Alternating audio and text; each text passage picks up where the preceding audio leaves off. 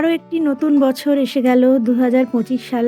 ২০২৫ সালে জানাই সবাইকে নতুন বছরের অনেক অনেক শুভেচ্ছা, ভালোবাসা আর অভিনন্দন।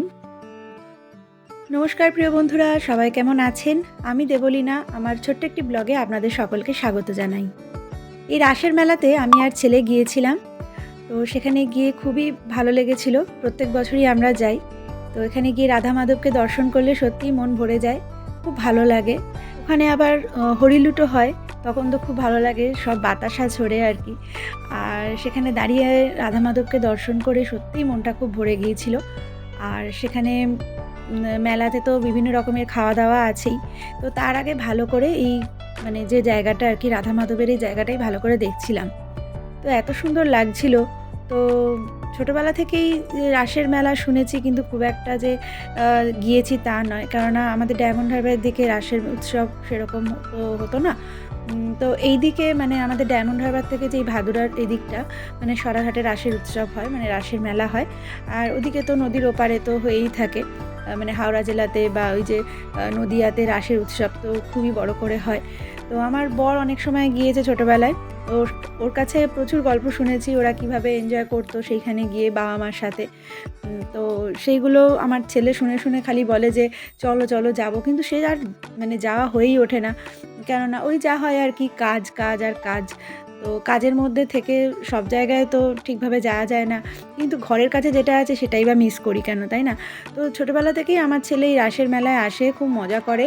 হ্যাঁ, তবে মেলাটা কিন্তু খুব একটা বড় নয়, মোটামুটি আর কি একটা ছোট জায়গার ওপরেই হয়, কেননা এই জায়গাটা আগে বড় ছিল, এখন অনেকটাই যা হয় আর কি দোকানপাট হয়ে অনেকটাই ছোট হয়ে গেছে। তবুও এখানকার মানুষ যে করে এটাই অনেক বড় ব্যাপার। আর মেলাতে যাওয়া মানেই কী হতো জানেন তো, আগে গেলেই শুধু কাপ কিনবো, কাপ আমার কেনা চাই, কিন্তু এখন এত কাপ হয়ে গেছে সত্যি রাখার জায়গাও নেই। তো যাই হোক, লোভ তো আর সামলাতে পারি না, এখন শুধু ওই ফটোই তুলি যে আপনাদের সাথে শেয়ার করব বলে, কিন্তু ওই আর কি মনটা খুঁতখুঁত করে একটা দুটো কিনেই ফেলি। মেলার মধ্যে এটা দেখলেই না আমার যেন একটা কেমন ইরিটেশন হয়, কেননা এই দেখুন এই 4 টাকা বা 5 টাকা একটা আলু হবে হয়তো, সেইটাকে এরকম মশলা টশলা মাখিয়ে একটা ভাজা তেলেই ভেজে যাচ্ছে, তেল পাল্টায় কিনা জানি না। আর এই বাচ্চা বাচ্চা ছেলেগুলো তো এইগুলো খাওয়ার জন্য হাঁ করে আছে। আর এমন একটা সিচুয়েশান তৈরি করে না, ওখানে যদি বকি বা কিছু করি তো একটা সবাই যেন তাকিয়ে থাকে একটা অদ্ভুত রকমের। যাই হোক, মেলার মধ্যে কী আর বলবো, বছরের একটা দিন এসছে একটা আশা করে, তো আমি তো দিয়েই ফেললাম। দিয়েও ভাবছি যে কী রে, কী খেতে ভালো লাগছে? বলছে না, খুব একটা ভালো লাগছে না, একটুখানি খেয়ে ফেলে দিল। আর দাম নিল, শুনবেন, এটার দাম হচ্ছে 50 টাকা। ভাবুন, একটা 5 টাকার আলু হয়ে গেল সেটা 50 টাকা। টাকার দিক থেকেও বাজে, স্বাস্থ্যের দিক থেকে তো একদমই বাজে। তো আমার যেটা ভালো লাগে যে মেলায় গিয়ে মেয়ে হয়ে যে এগুলো আর কি, কানের দুল প্রচুর। আমার ছেলে বলছে মা তুমি কিছু একটা কেনো, কেননা এখানে প্রচুর প্রচুর দোকান আছে। কিন্তু আমি কী হয় বলুন তো, পুরো না পাজলড হয়ে যায় যে কোনটা ছেড়ে কোনটা কিনবো বা কোনটা ভালো লাগছে এতগুলোর মধ্যে। একটা ইউনিক জিনিস কী ভালো লাগছে এগুলো খুঁজেই পাই না। এবার আপনাদের সাথে আমি শেয়ার করছি আমাদের সরিষার মেলা।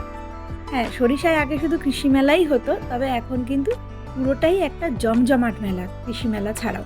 তো সেই মেলাতে গিয়েই আমার প্রিয় যে জিনিসটা, সবচেয়ে প্রিয় হলো চা, আর সেটা যদি হয় তন্দুরি, তাহলে তো আর কথাই নেই। তো দেখে তো ভীষণই এক্সাইটেড হয়ে গেছিলাম যে এটা খাবো।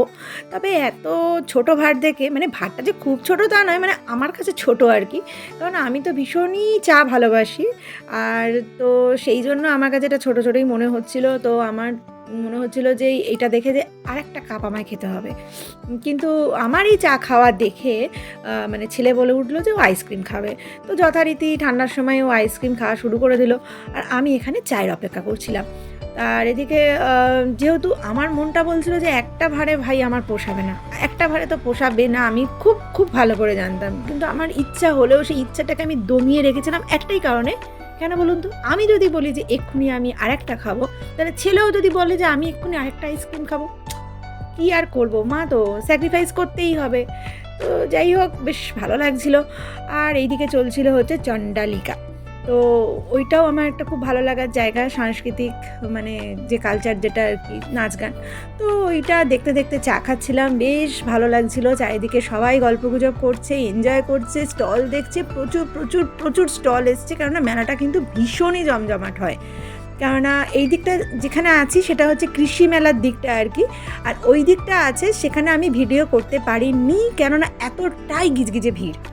তো এই অবস্থায় চারিদিকে প্রচুর লোকজন, ফাংশান হচ্ছে, ফুচকা, ঘুগনি, ভেলপুরি যা হয় আর কি, আর ওদিকে ছিল পিৎজাও খাওয়া হয়েছে। তো এই নতুন বছর আসবে এইটা কিন্তু একটা দারুণ এক্সাইটমেন্ট, তাই না? যদি একটা বছর যে কিভাবে পার হয়ে গেল যেন মনে হচ্ছে না চোখের পলকেই পার হয়ে গেল। তবে এই বছরে কিন্তু আমি এই ব্লগিং করতে শিখে গেছি, মানে করছি। আপনাদের কেমন লাগছে অবশ্যই করে জানাবেন। আর আমার পরিবারে যারা চলে এসেছে এই দেবলীনাস ক্রিয়েশনে সবাইকে স্বাগত, মানে সবাইকে জানাই হ্যাপি নিউ ইয়ার। আর সবাই কীরকমভাবে মেলায় ঘুরেছেন বা কোথায় গিয়েছেন, কিভাবে আনন্দ করেছেন একটু কমেন্টসের মাধ্যমে শেয়ার করবেন। আর আমার এই মেলার ভিডিও যদি আপনাদের ভালো লেগে থাকে তাহলে অবশ্যই করে কমেন্ট করবেন। আর যারা এখনও সাবস্ক্রাইব করেননি আমার চ্যানেলটিকে তারা অবশ্যই করে দেবলীনাস ক্রিয়েশনকে সাবস্ক্রাইব করে পাশে থাকবেন। এখানে এত সুন্দর মানে এই যে প্লাস্টিকের যে গাছগুলো দেখছিলাম ভীষণই ভালো লাগছিল।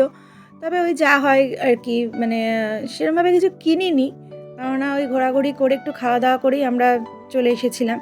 তারপরে ওই যে বলছিলাম না পিৎজা খাবে বলছিল ছেলে, ওর আবার এই জিনিসটা খুব পছন্দের, তো সেই জন্য ওকে এটা খাওয়ানো হলো। তো অনেক কিছুক্ষণ ধরেই বেশ খানিকটা সময় ধরে এখানে একটু সময় দিতে হয়েছে, কারণ ওরা তৈরি করবে এরকম একটা ব্যাপার ছিল। তো সেই সময় আমরা একটুখানি চারিদিকটা আর একটু ঘুরছিলাম, ভিডিও করছিলাম। আর পিৎজাটা কিন্তু খুবই ভালো করেছিল। তারপর আমরা ওখান থেকে খাওয়া দাওয়া করে মানে খুব বেশিক্ষণ যে মেলায় ছিলাম তা নয়, মানে ধরে রাখুন মানে 1 ঘন্টার মতো ছিলাম, কারণ প্রচণ্ড ভিড় ছিল। আবার এই ঠান্ডার সময় বাইকে করে আমরা যাব, তো সেই জন্য এখানে খাওয়া দাওয়া করলাম। আর তাহলে আজ এই পর্যন্তই আসি। নতুন বছরের অনেক শুভেচ্ছা রইল। 2025 সালের প্রতিটা দিন আপনারা খুব ভালো করে কাটাবেন, খুব সাবধানে থাকবেন, আনন্দে থাকবেন, শরীর দিকে খেয়াল দেবেন। আর আবার একটু পরবর্তী নতুন ব্লগে আপনাদের সাথে গল্প হবে। আজ এই পর্যন্তই আসি, টাটা।